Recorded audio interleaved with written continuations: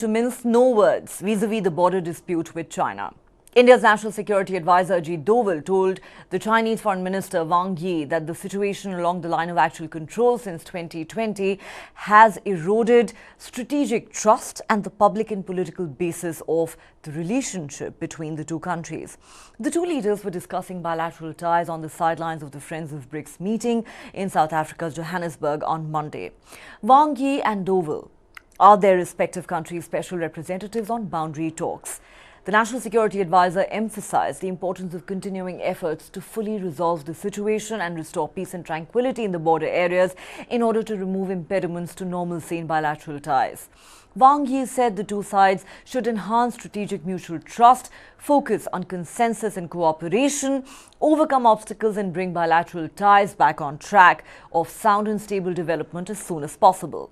Reportedly, Wang Yi also stressed that China will never seek hegemony and stands ready to work with developing countries, including India, to support multilateralism and democratization of international relations and promote a more just and equitable development of the international order.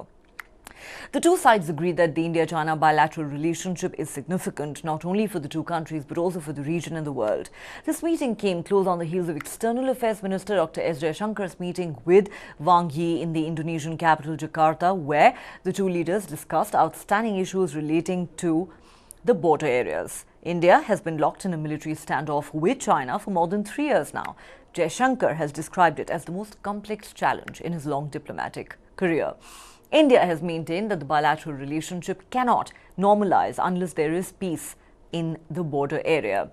NSA Ajit Doval also stated that India is willing to work with the Chinese side to find a fundamental way to resolve the border situation in the spirit of mutual understanding and mutual respect, look at the overall situation in the long term, promote the improvement and development of bilateral ties, and make positive contributions to maintaining world peace and prosperity. Meanwhile, Wang Yi has been quoted as saying that the two Asian neighbors need to truly implement a consensus on stabilizing bilateral ties into specific policies and translate them into concerted actions by various departments and fields.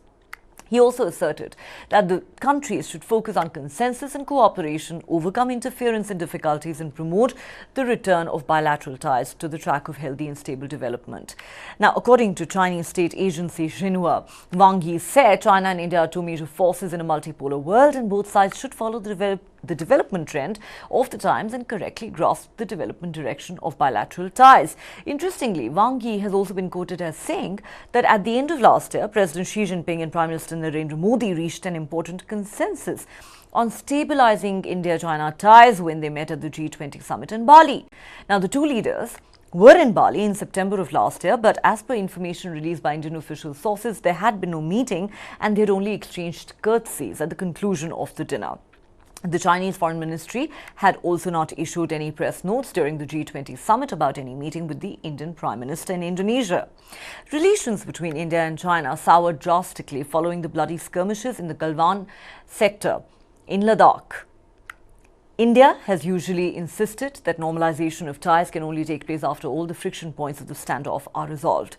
China insists that Depsang and Demchok are not part of the current standoff, but legacy issues related to the larger boundary dispute. All right, so India once again making its stand abundantly clear to China as far as the border dispute is concerned. Time for us to take another quick break here on Global Lens. There's more on the other side. Stay with us.